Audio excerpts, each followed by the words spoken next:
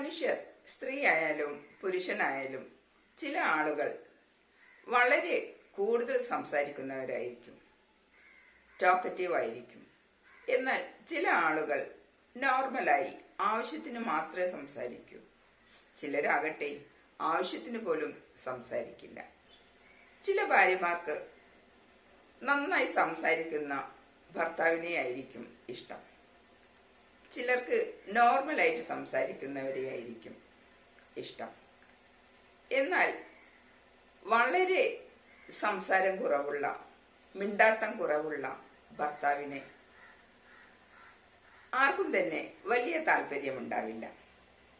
നിങ്ങൾക്ക് സംസാരം കുറവുള്ള ഭർത്താവാണോ? ആവശ്യത്തിന് മിണ്ടാനോ പറയാനോ സംസാരിക്കാനോ കഴിയുന്നില്ലെങ്കിൽ തീർച്ചയായിട്ടും ഭർത്താവിനെ സംബന്ധിച്ചിടത്തോളം അതൊരു പോരായ്മ തന്നെയാണ്. ഭർത്താവ് ജോലി കഴിഞ്ഞെത്തുമ്പോൾ ഒരുപാട് കാര്യങ്ങൾ സംസാരിക്കാനായി ഭാര്യ കാത്തു നിൽപ്പുണ്ടാകും. പ്രത്യേകിച്ച് പുറത്ത് ജോലിക്ക് പോകാത്ത ഭാര്യയാണെങ്കിൽ, വീട്ടമ്മയാണെങ്കിൽ 100,000 കാര്യങ്ങളായിരിക്കും ഭർത്താവ് വരുമ്പോൾ പറയാനുണ്ടാവുക. കുട്ടികളുടെ പഠന കാര്യങ്ങൾ, ഫീസിന്റെ കാര്യങ്ങൾ, അടുക്കളയിലെ കാര്യങ്ങൾ, ഹോസ്പിറ്റലിലെ കാര്യങ്ങൾ, അസുഖങ്ങൾ എന്നിങ്ങനെ ഒരു കൂട്ടം കാര്യങ്ങൾ പറയാനായി അവർ ആകാംക്ഷയോടെ കാത്തിരിക്കുന്നുണ്ടാവും. എന്നാൽ ഭർത്താവ് വന്നു കഴിഞ്ഞ് അവരോട് സംസാരിക്കുമ്പോൾ, ചായ കുടിക്കുന്നതിനിടയിൽ ഭാര്യ തുരുതരെ സംസാരിച്ചു കൊണ്ടിരിക്കുമ്പോൾ, അതല്ലെങ്കിൽ വസ്ത്രം മാറുന്നതിനിടയിൽ സംസാരിച്ചു കൊണ്ടിരിക്കുമ്പോൾ ഭർത്താക്കന്മാരിൽ നിന്ന് ഒരു മൂളലുകൾ മാത്രമാണ് കിട്ടുന്നതെങ്കിൽ ഭാര്യക്ക് ദേഷ്യവും നിരാശയും സങ്കടവുമൊക്കെ വരും. അത് സ്വാഭാവികമായിട്ടും ഉണ്ടാവുക തന്നെ ചെയ്യും. ചിലപ്പോൾ അതൊരു വഴക്കിലേക്കും പോയേക്കാം. ഇത് ക്രമേണ ഭാര്യക്ക് ഭർത്താവിനോടുള്ള സ്നേഹക്കുറവിലേക്കും അടുപ്പമില്ലായ്മയിലേക്കും അകൽച്ചയിലേക്കുമൊക്കെ കൊണ്ടുചെന്നെത്തിയേക്കാം. എന്നാൽ ഭർത്താവിനെ സംബന്ധിച്ചിടത്തോളം അവർക്ക് ഭാര്യയോടുള്ള സ്നേഹക്കുറവോ അടുപ്പക്കുറവോ ഒന്നും ഉണ്ടാകണമെന്നില്ല. നിങ്ങൾക്ക് കിട്ടിയിരിക്കുന്നത് സംസാരം കുറവുള്ള ഭർത്താവിനെയാണോ?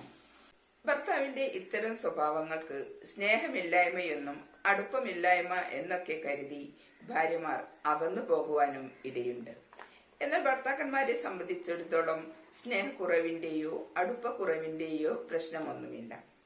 സംസാരമില്ലായ്മക്ക് കാരണം, അതായത് മിണ്ടാട്ടമില്ലായ്മക്ക് കാരണം പല ഘടകങ്ങളുമുണ്ട്. എന്നാൽ ഭർത്താക്കന്മാരുടെ ഇത്തരം സ്വഭാവങ്ങൾക്ക്, മിണ്ടാട്ടമില്ലായ്മക്ക്, സംസാരമില്ലായ്മകൾക്ക് പല കാരണങ്ങളും ഉണ്ട്. ഞാൻ ജമീല, കൗൺസിലിംഗ് സൈക്കോളജിസ്റ്റ്. ഇന്ന് ഞാൻ സംസാരിക്കുന്നത് ഭർത്താക്കന്മാരുടെ മിണ്ടാട്ടമില്ലായ്മയെ കുറിച്ചാണ്. അതായത് വളരെ കുറച്ചു മാത്രം സംസാരിക്കുന്ന ഭർത്താക്കന്മാരെ കുറിച്ചാണ്.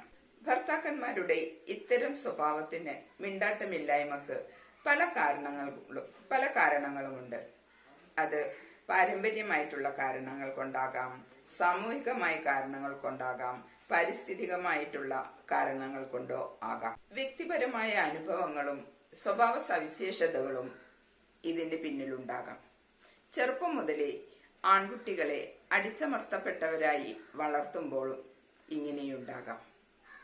ആൺകുട്ടികൾ കരയാൻ പാടില്ല, അവർ നല്ല ധൈര്യശാലികളായിരിക്കണം, കരയരുത് എന്നുള്ള സാമൂഹികമായ പൊതുവായിട്ടുള്ള ഒരു ധാരണയും എല്ലാവരിലും ഉണ്ടാകാം. ഇത്തരം കാരണങ്ങളും ഇത്തരം പ്രശ്നങ്ങളും ഭർത്താക്കന്മാരുടെ സംസാരമില്ലായ്മക്ക് കാരണമാകുന്നുണ്ട്. ഭർത്താക്കന്മാരുടെ വികാരങ്ങൾ പ്രകടിപ്പിക്കുവാനുള്ള കഴിവില്ലായ്മയും, ഞാൻ എന്തെങ്കിലും പറഞ്ഞാൽ തെറ്റിപ്പോകുമോ എന്ന ഭയവുമൊക്കെയാകാം ഇതിന് പിന്നിൽ. ചിലപ്പോൾ ഇതൊരു കോപ്പിംഗ് മെക്കാനിസവുമാകാം. ഭർത്താക്കന്മാർക്ക് മിണ്ടാട്ടമില്ല എന്ന് കരുതി അവർക്ക് നിങ്ങളോട് സ്നേഹമില്ല, കരുതലില്ല എന്നൊന്നും കരുതരുത്. അവരുടെ ഉള്ളിലുള്ള സങ്കടങ്ങളുടെയും സംഘർഷങ്ങളുടെയും പ്രതിഫലനവുമായിരിക്കാം ചിലപ്പോൾ അവരുടെ മിണ്ടാട്ടമില്ലായ്മ. എൻവയോൺമെന്റൽ ഫാക്ടർ. ഇങ്ങനെ നോക്കുമ്പോൾ കുട്ടിക്കാലത്ത് അവർ വളർന്നു വന്ന അന്തരീക്ഷം, വീട്ടിൽ മാതാപിതാക്കളും വീട്ടുകാരും പെരുമാറുന്ന രീതികൾ, ഇവയൊക്കെ ഇതിന് കാരണമാക്കാം. അവരുടെ കമ്മ്യൂണിക്കേഷൻ സ്റ്റൈലും ഇവരുടെ സംസാരമില്ലായ്മക്ക്, മിണ്ടാട്ടമില്ലായ്മക്ക് കാരണമാകാറുണ്ട്. മറ്റൊന്ന് എൻവയോൺമെന്റൽ ഫാക്ടറിൽ വരുന്ന മറ്റൊന്നാണ് ജോബ് സ്ട്രെസ്. ജോബ് സംബന്ധമായ സംഘർഷങ്ങളും മാനസിക പ്രശ്നങ്ങളും സമയമില്ലായ്മയുമൊക്കെ ഇതിന് മറ്റൊരു കാരണമാണ്. ഇതിന് സൈക്കോളജിക്കൽ ആയിട്ടുള്ള പ്രോബ്ലംസും ഉണ്ട്. ഇൻട്രോവേഷൻ അതിന് പ്രധാനപ്പെട്ട ഒരു കാരണമാണ്. ഇൻട്രോവേർട്ട് ആയിട്ടുള്ള ആളുകൾ, അതായത് കുട്ടിക്കാലത്ത് വളരെ സപ്രസ് ചെയ്ത് വളർത്തിയിട്ടുള്ള കുട്ടികളെ വളർന്നു വരുമ്പോൾ അവർ വലുതാകുന്ന സമയത്ത് അവരുടെ സംസാരം പൊതുവെ കുറവായിരിക്കും. അത്തരത്തിലുള്ള ഇൻട്രോവേർട്ട് ആയിട്ടുള്ള ആളുകളിലും ഇത്തരത്തിലുള്ള സ്വഭാവം, മിണ്ടാട്ടമില്ലായ്മ കാണാവുന്നതാണ്. മറ്റൊന്ന് ഡിപ്രഷനാണ്. കാരണം മാനസികമായിട്ടുള്ള സംഘർഷങ്ങളും വിഷമങ്ങളും ജോലി സംബന്ധമായിട്ടുള്ള പ്രശ്നങ്ങളും സമയക്കുറവുമൊക്കെ സൈക്കോളജിക്കലി അവരെ ബാധിക്കുന്നതും സംസാരക്കുറവിന് കാരണമാകാം. കമ്മ്യൂണിക്കേഷൻ ആങ്സൈറ്റി കൊണ്ടും ഇതുണ്ടാകാം. സൈക്കോളജിക്കൽ ഫാക്ടറിൽ വരുന്നത് തന്നെയാണ് കമ്മ്യൂണിക്കേഷൻ ആങ്സൈറ്റി. കാരണം ഞാൻ എന്തെങ്കിലും സംസാരിച്ചാൽ തെറ്റിപ്പോകുമോ, എനിക്ക് സംസാരിക്കാൻ കഴിയുമോ എന്നുള്ള ഭയം, ആളുകളുടെ ഇടയിൽ എനിക്ക് സംസാരിക്കാൻ കഴിയുമോ, ഭാര്യയോടെ എനിക്ക് നന്നായിട്ട് സംസാരിക്കാൻ കഴിയുമോ എന്നുള്ള ഭയവും ഇവരുടെ മിണ്ടാട്ടമില്ലായ്മക്ക്, സംസാരമില്ലായ്മക്ക് കാരണമാകാറുണ്ട്. മറ്റൊന്ന് ജെനറ്റിക്സ് ആണ്. ഇത് പാരമ്പര്യമായി കിട്ടിയതുമാവാം. ഇതിന്റെ അമ്മക്കോ മാതാപിതാക്കൾക്കോ, അതല്ലെങ്കിൽ അവരുടെ മാതാപിതാക്കളോ അത്തരത്തിലുള്ള വളരെ കുറച്ച് സംസാരിക്കുന്നവരാകാം. അങ്ങനെയും ജനറ്റിക്കായി പാരമ്പര്യമായിട്ട് ഇത്തരം സ്വഭാവങ്ങൾ കിട്ടിയേക്കാം. മറ്റൊന്ന് സോഷ്യൽ ഫാക്ടറാണ്, സാമൂഹികമായിട്ടുള്ള കാഴ്ചപ്പാട്. പുരുഷന്മാരുടെ മൗനം ശക്തമാണ്, പുരുഷന്മാർ ധൈര്യമുള്ളവരായിരിക്കണം, പുരുഷന്മാർ കരയാൻ പാടില്ല എന്നൊക്കെ ഉള്ള പൊതുവായിട്ടുള്ള ഒരു സാമൂഹികമായ ധാരണ ഇന്ന് നമുക്ക് ചുറ്റും ഉള്ളത്. അതും കുട്ടികളായിരിക്കുമ്പോൾ അവരുടെ വളർച്ചയിൽ, അവരുടെ സംസാരത്തിൽ, അവരുടെ മറ്റുള്ള വീട്ടുകാരുടെ ഇടപെടലുകളിലും ഇത്തരത്തിലുള്ള കാരണങ്ങൾ ഉണ്ടാകാറുണ്ട്. ഇത്തരത്തിലുള്ള ആളുകളും വലുതായി കഴിഞ്ഞാൽ, അവർ വിവാഹം കഴിച്ചു കഴിഞ്ഞാലും ഇത്തരത്തിലുള്ള സംസാര രീതികൾ, സംസാരമില്ലായ്മ, മിണ്ടാട്ടമില്ലായ്മയും കാണപ്പെടും. ഭർത്താക്കന്മാരുടെ ഇത്തരം മിണ്ടാട്ടമില്ലായ്മക്ക് സൊല്യൂഷനുണ്ട്, പരിഹാരങ്ങളുണ്ട്. ഭാര്യമാർ വളരെ ശ്രദ്ധയോടെ, കരുതലോടെ എടുക്കേണ്ട ഒരു കാര്യമാണ് ഇത്. ഒരിക്കലും ഈ കാര്യത്തിൽ ഭർത്താവിന്റെ മിണ്ടാട്ടമില്ലായ്മയുടെ കാര്യത്തിൽ മറ്റുള്ളവരുമായി ഒരിക്കലും അവരെ കമ്പയർ ചെയ്യരുത്.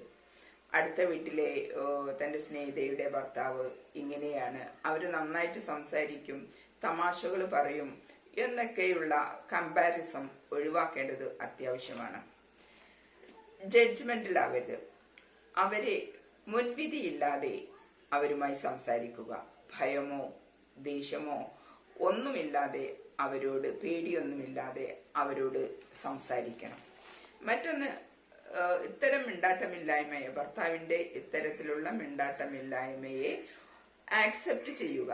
ഇങ്ങനെയാണ് ഈ സ്വഭാവം, അവരുടെ സ്വഭാവം ഇങ്ങനെയാണ് എന്ന് ആക്സെപ്റ്റ് ചെയ്തുകൊണ്ട് കാര്യങ്ങളെ മുന്നോട്ട് കൊണ്ടുപോകുക എന്നതാണ്. നല്ല സഹനവും ക്ഷമയും ഭാര്യമാർക്ക് ഈ കാര്യത്തിൽ ആവശ്യമാണ്. ഇത്തരം പ്രശ്നങ്ങളിൽ ചിലപ്പോൾ ഭാര്യമാർ വിചാരിച്ചാൽ തന്നെ ഭർത്താക്കന്മാരിലെ ആശയവിനിമയ ശേഷി വളർത്തിയെടുക്കാൻ സാധിക്കും. നല്ല തുറസായ നല്ല ഒരു എൻവയോൺമെന്റിൽ അവരെ കൊണ്ടുപോവുകയും അവരോട് തുറന്ന് സംസാരിക്കുകയും ചെയ്യുക. വീട്ടിലാവുമ്പോൾ പലപ്പോഴും തുറന്ന് സംസാരിക്കാൻ ഭർത്താവിന് കഴിഞ്ഞെന്ന് വരില്ല. കാരണം അത്തരത്തിലുള്ള ഒരു ജീവിത രീതിയിലായിരിക്കാം കുട്ടിക്കാലത്ത് അയാൾ കടന്നുപോയിട്ടുള്ളത്. അതുകൊണ്ട് തന്നെ അത് മുതിർന്നപ്പോഴും ആ ഒരു സ്വഭാവം അവരിൽ ഉണ്ടാകാം. അത് അവരിൽ നിന്നും എടുത്തു കളയാൻ വേണ്ടി നല്ല തുറസായ സ്ഥലങ്ങളിൽ അവരെയും കൊണ്ടുപോയി നല്ല രീതിയിൽ ആശയവിനിമയം ചെയ്യുക. ആ രീതിയിൽ അവരുടെ സംസാര ശൈലിയെ മാറ്റിയെടുക്കാൻ സാധിക്കാം. ബീച്ചിലോ പാർക്കിലോ ഔട്ടിങ്ങിനോ മറ്റേതെങ്കിലും സ്ഥലത്ത് ഇഷ്ടപ്പെട്ട ഭർത്താവിന് കൂടി ഇഷ്ടപ്പെടുന്ന മറ്റേതെങ്കിലും സ്ഥലങ്ങളിൽ കൂടെ അവരെ കൊണ്ടുപോയി ഓപ്പൺ ആയിട്ട് അവിടെ നിന്ന് സംസാരിക്കുവാനും അവരുടെ സ്വഭാവശീലത്തെ മാറ്റിക്കൊണ്ടുവരുവാനും ശ്രമിക്കാവുന്ന. ഓരോ മനുഷ്യരുടെയും ആശയവിനിമയ ശൈലി കമ്മ്യൂണിക്കേഷൻ സ്റ്റൈൽ വളരെ വ്യത്യസ്തമായിരിക്കും. ചില ഭർത്താക്കന്മാർ വളരെ റൊമാൻറ്റിക് ആയിട്ടായിരിക്കും പെരുമാറുന്നത്. ചില ഭർത്താക്കന്മാർ നല്ല രീതിയിൽ തമാശകളൊക്കെ പറഞ്ഞിരിക്കും. ചിലരാകട്ടെ വളരെ റഫായിട്ടായിരിക്കും പെരുമാറുക. ചിലര് വളരെ ദേഷ്യത്തോടു കൂടിയായിരിക്കും എപ്പോഴും സംസാരിക്കുക. അപ്പോൾ ഇത്തരത്തിലുള്ള കാര്യങ്ങളൊക്കെ ചെറുപ്പം മുതലേ അവർക്ക് കിട്ടുന്നതാണ്. അത്തരത്തിലുള്ള ഇടപെടലുകളും സംസാരങ്ങളും അതവർ മുതിർന്നാലും അതവരിൽ തന്നെ ഉണ്ടായിരിക്കും. അപ്പൊ അത്തരം കാര്യങ്ങളും ഭാര്യമാർ ആക്സെപ്റ്റ് ചെയ്യേണ്ടതുണ്ട്. ഓരോ മനുഷ്യരുടെയും ആശയവിനിമയ ശൈലി കമ്മ്യൂണിക്കേഷൻ സ്റ്റൈൽ വളരെ വ്യത്യസ്തമായിരിക്കും. ചില ഭർത്താക്കന്മാർ വളരെ റൊമാൻറ്റിക് ആയിട്ടായിരിക്കും പെരുമാറുന്നത്. ചില ഭർത്താക്കന്മാർ നല്ല രീതിയിൽ തമാശകളൊക്കെ പറഞ്ഞിരിക്കും. ചിലരാകട്ടെ വളരെ റഫായിട്ടായിരിക്കും പെരുമാറുക.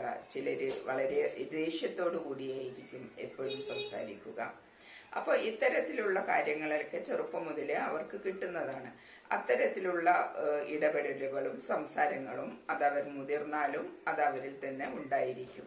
അപ്പൊ അത്തരം കാര്യങ്ങളും ഭാര്യമാർ ആക്സെപ്റ്റ് ചെയ്യേണ്ടതുണ്ട്. ചില ആളുകൾ ഒരുപാട് സംസാരിക്കുന്നവരായിരിക്കാം, എന്നാൽ പ്രവർത്തനം കുറച്ചു മാത്രമേ ഉണ്ടാകൂ. എന്നാൽ ചിലരാകട്ടെ കുറച്ചു മാത്രം സംസാരിക്കുകയും ഒരുപാട് പ്രവർത്തിക്കുകയും ചെയ്യും. അതും ഭാര്യമാർ മനസ്സിലാക്കേണ്ടതുണ്ട്. ചിലർക്ക് വളരെ പക്വതയോടെയായിരിക്കും ചിലരുടെ സംസാരവും പ്രവൃത്തിയും ഒക്കെ. ആശയവിനിമയം മെച്ചപ്പെടുത്തുവാനുള്ള കൗൺസിലിങ്ങും സൈക്കോ തെറാപ്പികളും ഒക്കെ ഇന്ന് ഉണ്ട്.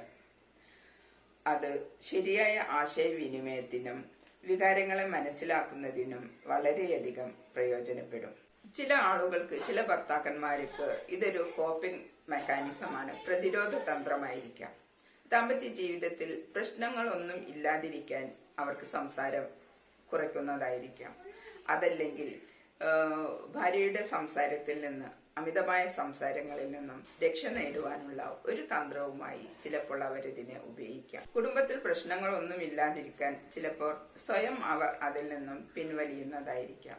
എന്തായാലും നിങ്ങളുടെ ദാമ്പത്യ ജീവിതത്തിൽ ഭർത്താവിന്റെ മിണ്ടാട്ടമില്ലായ്മ, സംസാരമില്ലായ്മ ഒരു പ്രശ്നമാകുന്നുവെങ്കിൽ തീർച്ചയായും നല്ലൊരു പ്രൊഫഷണലിനെ കണ്ട് കമ്മ്യൂണിക്കേഷൻ സ്റ്റൈൽ വളർത്തിയെടുക്കേണ്ടത്, ആശയവിനിമയ ശേഷി വളർത്തിയെടുക്കേണ്ടത് ആവശ്യമാണ്.